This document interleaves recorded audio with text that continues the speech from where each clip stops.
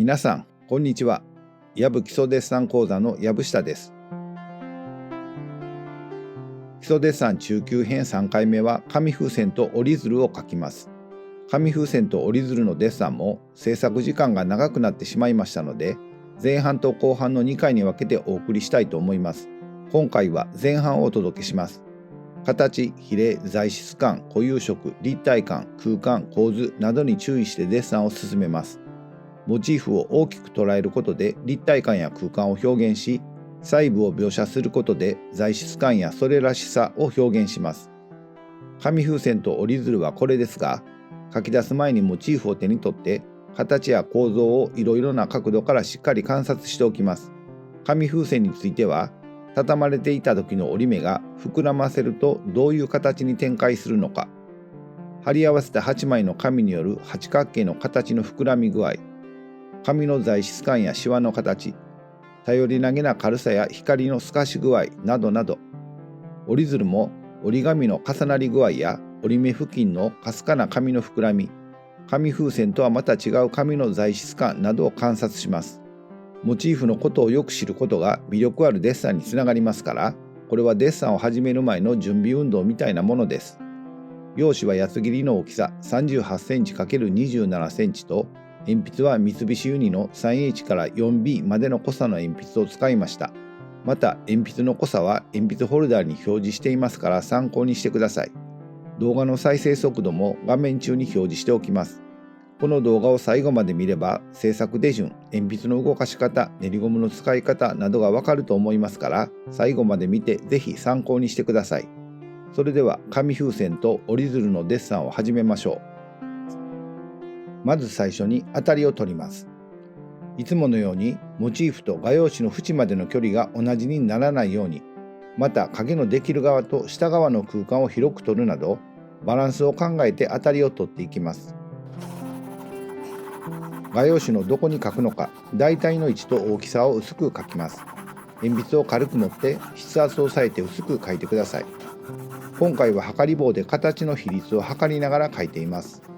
モチーフの画用紙への収まり具合を考えながら紙風船から描いています。折り鶴も傾きと紙風船の大きさとの比率を考えながら大まかに描きます。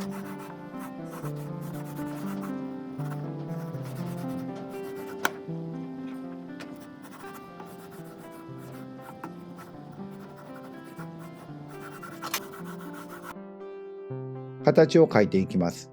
モチーフ全体の縦横の長さの比率、紙風船の縦横の長さの比率、折り鶴の縦横の長さの比率、紙風船と折り鶴の長さの比率などなど、また片方のモチーフのポイントになる場所から水平線や垂直線を想定して、その線がもう一方のモチーフのどこを通過するかを確認します。紙風船の下を通る水平線が折り鶴のどこを通過するか、折り鶴の下を通る水平線と紙風船との間の隙間はどれくらいか、折り鶴の尾の先を通る水平線が紙風船のどこを通過するかなどなど、必要に応じて測り棒を使って確かめます。今回は紙風船から描き始めました。紙風船の縦横の長さの比率を確認して軽く中心線を引き、よく曲がっているところに着目して直線を使って大まかに描いています。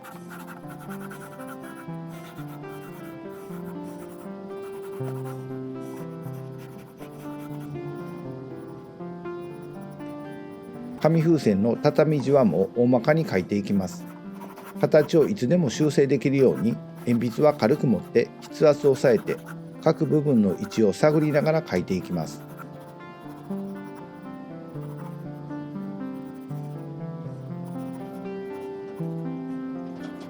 この段階では小さな形は気にせず直線を使って大きな曲がりを描いていきます。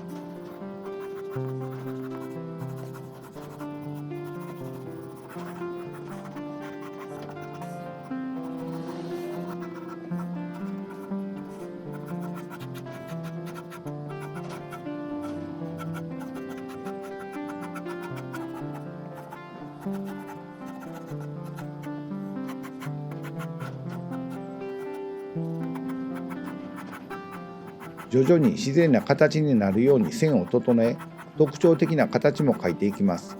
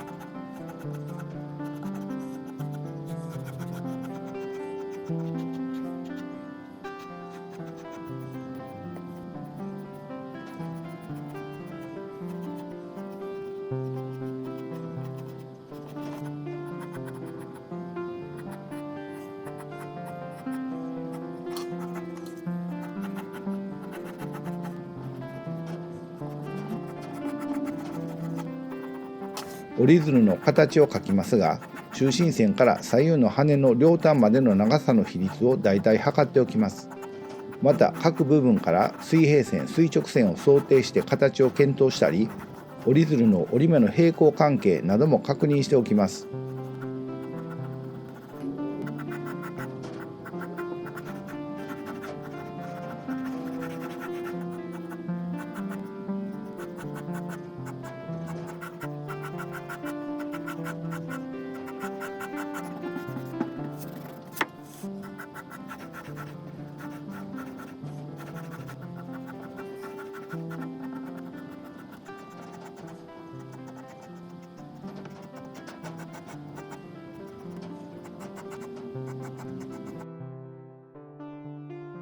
折り鶴は幾何形態みたいなものですから、どこか一箇所が狂うと全体が狂ってしまいます。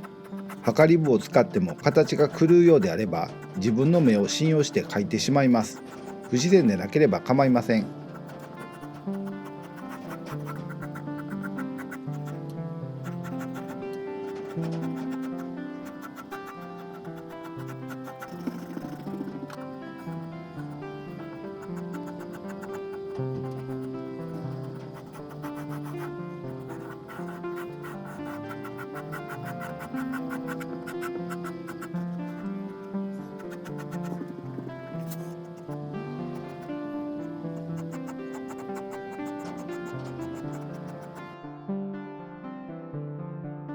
紙風船の形をもう少し自然な感じに描いておきます。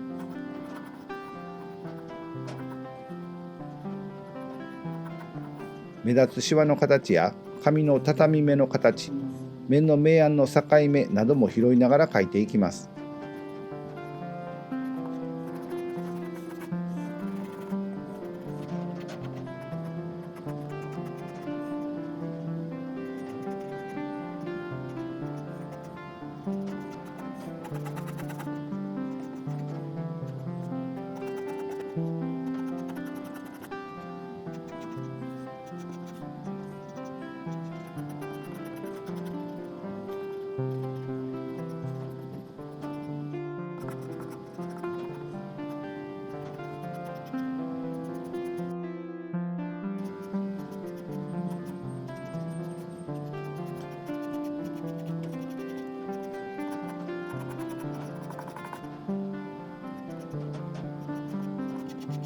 これで形は完成です。濃くなりすぎた線は練りゴムで薄くしておき、消しカスは跳ねぼうきで払っておきます。台紙状の影も大まかに当たりを取っておきます。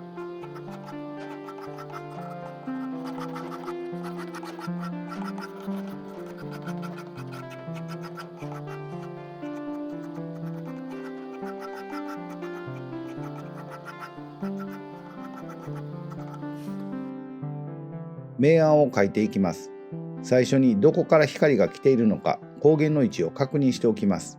次にモチーフの暗い部分、明るい部分を確認します。仮に紙風船が真っ白であればどんな明暗になるかを考えながら球体の暗い帯から描いていきます。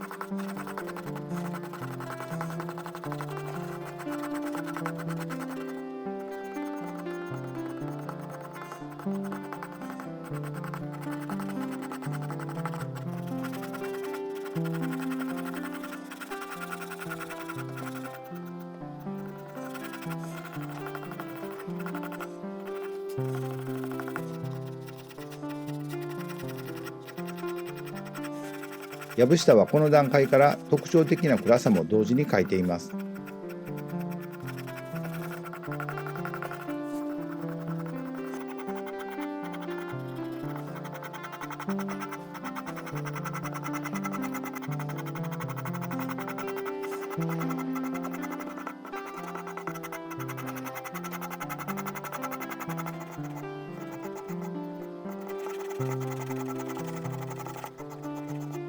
紙風船の8枚の色の違いも意識しながら描いていきます。面の向きを意識して縦、横、斜め、長い、短いと線を使い分けて描いています。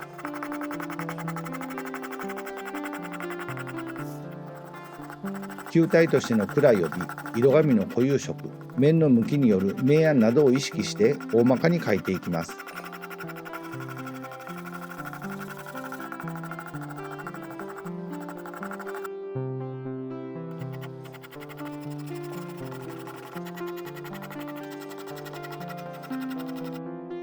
紙風船の奥側や回り込む輪郭線付近は H 系の鉛筆で意識的に弱く描きます。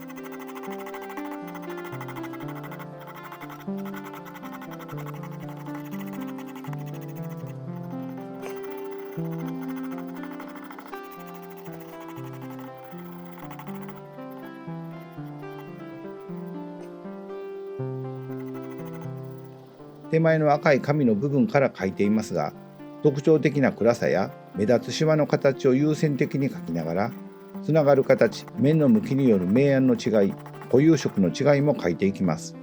この時も球体としての立体感をいつも意識します。鉛筆は 3B を使っています。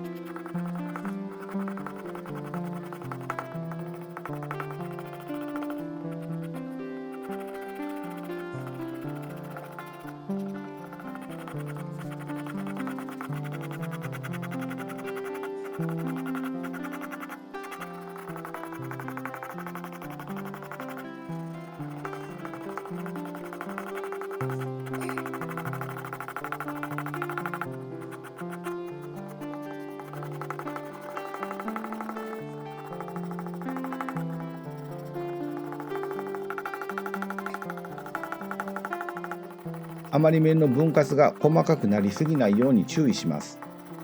大きな面の明暗から描き始めて、徐々に細かな明暗描写に移っていきます。大きな明暗は目を細めてみるとよくわかります。これ以上細めると見えなくなってしまうというくらい細めて明暗を検討します。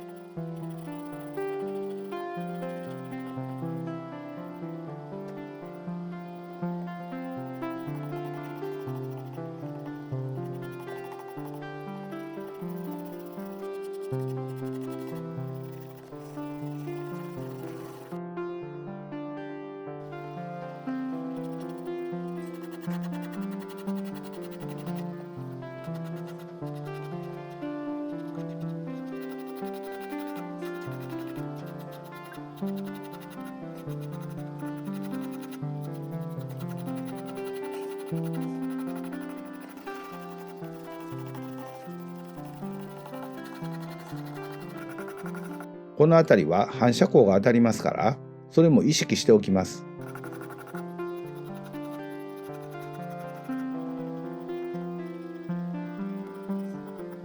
この光の側の紙は光がテラテラと反射して描きにくいですが、濃い色味を中心に描いておきます。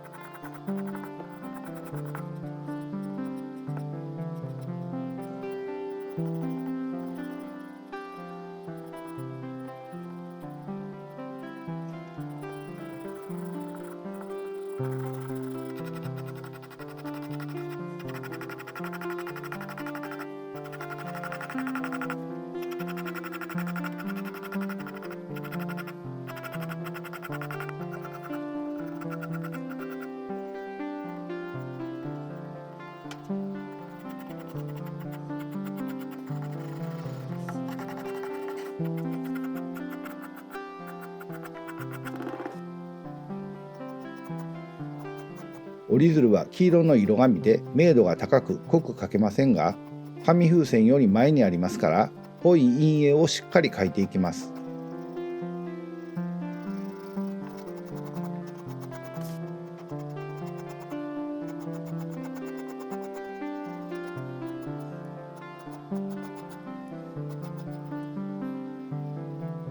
折り鶴の陰影による明暗は光の方向と面の向きを考えて変化を出します。また小さな面の境目は円柱形と考えて光が当たる部分、暗い帯、反射光の組み合わせで考えると立体感が表現できます。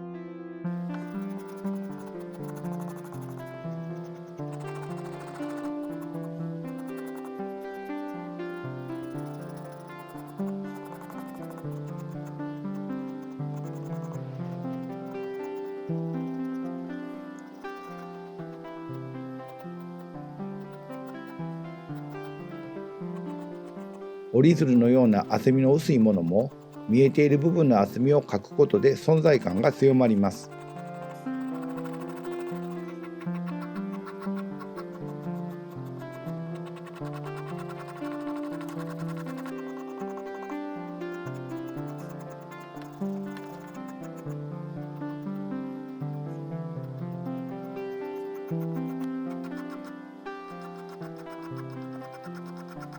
この段階では大きな面の大まかな明暗をしっかり確認しておきます。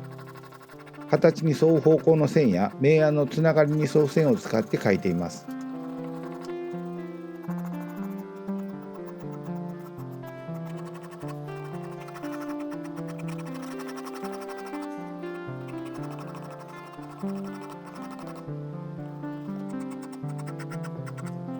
水平方向の線を多用して台紙状の影も描き始めます。色の明るい折り鶴ですが、紙風船よりも前にありますから、台紙状の影を強めて前にあるぞということを強調します。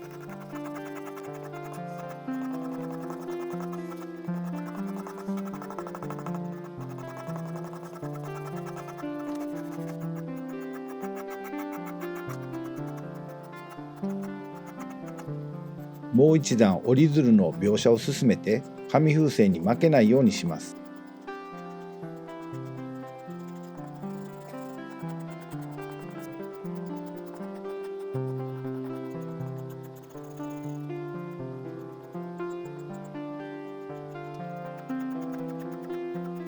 台紙状の影ももう一段強めておきます。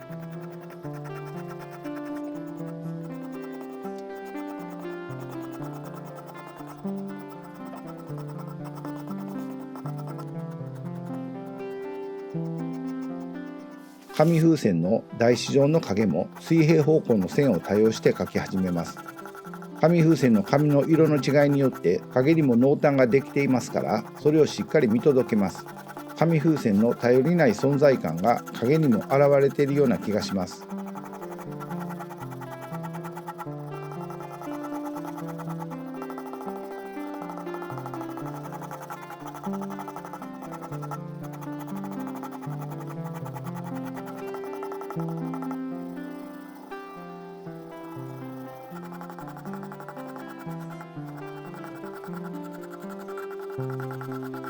紙風船を描いていきます。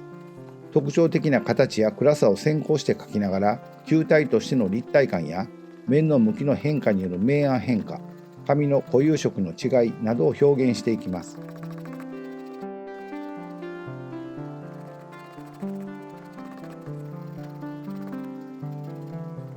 特徴的な暗さを描きながら、面の向きによる明暗変化も徐々に大まかな分割面から小さな分割面へとデッサンを進めます。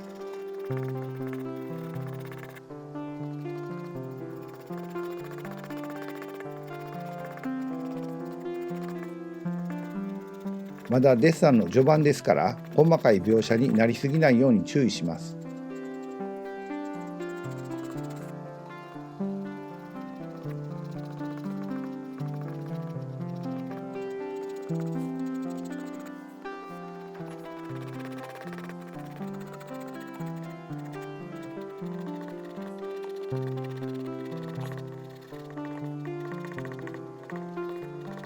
特徴的な暗さに引っ張られて大きな明暗も描き進めます。固有色の色味、球体の暗い帯の暗さです。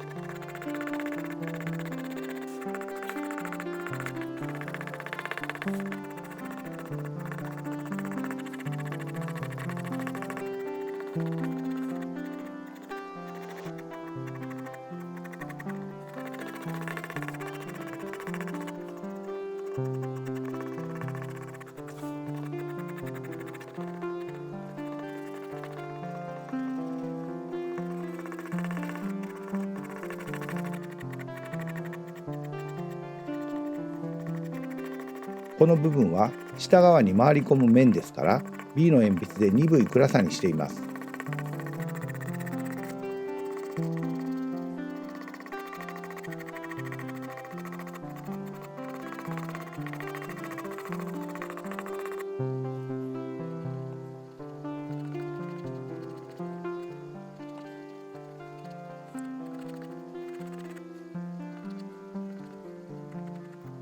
上の部分に戻ってきて書き込みを一段強めています。この部分は赤い色が一番鮮やかに発色しています。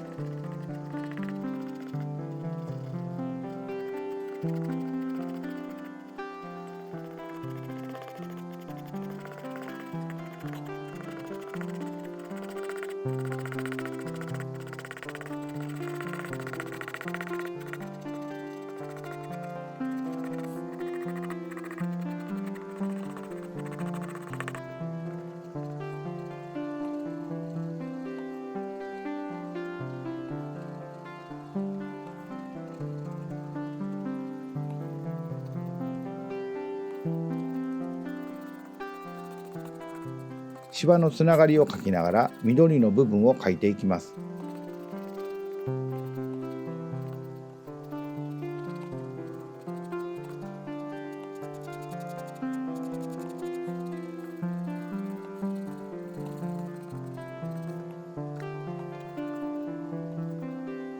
この畳じわを境に明暗が変化していますから、それを大きく描き分けます。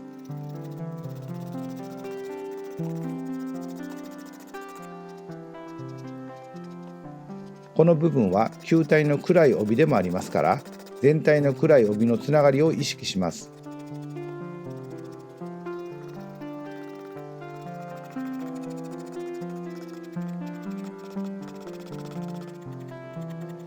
白い紙の部分も特徴的な暗さを描きながら大きな面の明暗を描きます。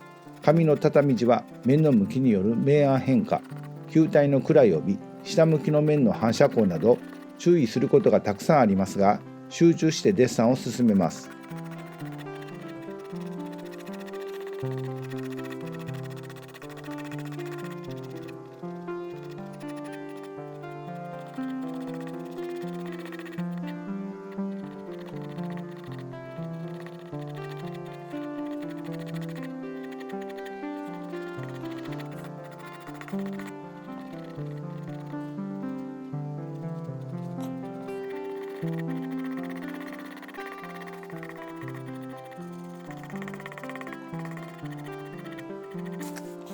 左側の白い部分を描きます。この部分は紙風船の中で全体としては一番明るい部分ですから、あまり濃く描くことはできません。他の部分同様に紙の畳地は面の向きによる明暗変化、球体の暗い帯、下向きの面の反射光などに注意します。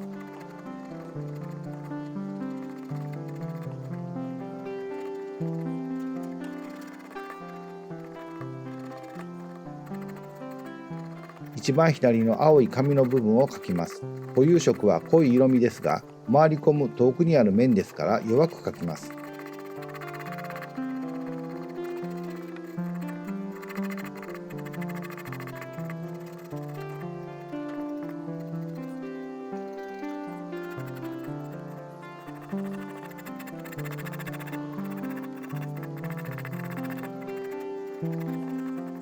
この辺りは少し細かく描いたり、また全体の大きな明暗を調整したりしています。デッサンは細部を描くことで全体の明暗の不備が見えてきたり、また全体の明暗を描くことで細部の描写の不足が見えてきたりします。全体から細部へ、細部から全体へと行きつ戻りつデッサンは進みます。この部分を強めて前に引っ張り出します。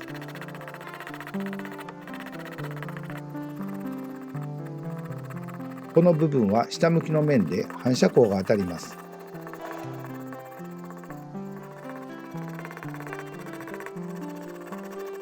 接地面の影も鈍く強めに描きます。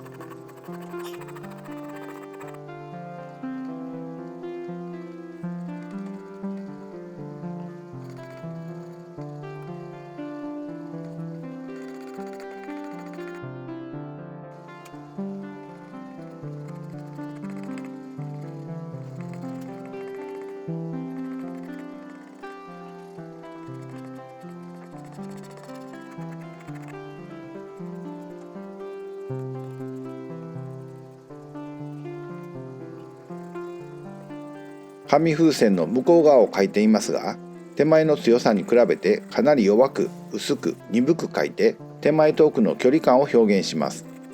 面の展開なども大まかに描きます。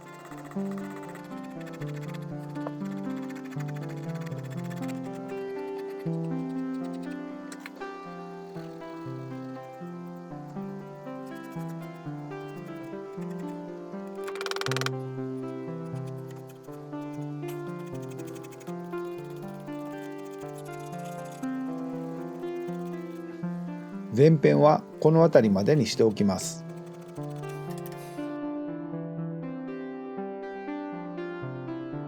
はい、皆さんいかがでしたか？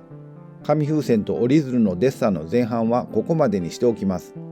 後半はさらに書き込みを進めますから、ぜひご視聴くださいね。それでは今回の要点をまとめます。1、形は直線っぽい曲線で書く。形を描くときはよく曲がっている部分に着目して直線を使って大まかに描き、その後自然な形に修正します。2、モチーフの位置関係に注意して構図を決める。片方のモチーフのポイントになる場所から水平線や垂直線を想定して、その線がもう一方のモチーフのどこを通過するのかを確認します。3、モチーフが真っ白であればどういう陰影ができるのかを想像する。紙風船のように複数の固有色のあるものは全体が白であればどういう陰影ができるのかを想像して光源の位置、面の向きなどを考えて大まかな明暗から描き始め、徐々に調子の幅を広げていきます。4、手前にある面の向きの変化による明暗や特徴的な暗さを先んじて描く。これらを描くことでデッサンがとても進めやすくなります。はい、皆さんお疲れ様でした。今回の説明は以上です。次回は紙風船と折り鶴のデッサンの後編をお送りします。チャンネル登録、グッドボタン、コメントもお願いしますね。それでは今日はこれでおしまいにします。また次回の動画でお会いしましょう。皆さんごきげんよう。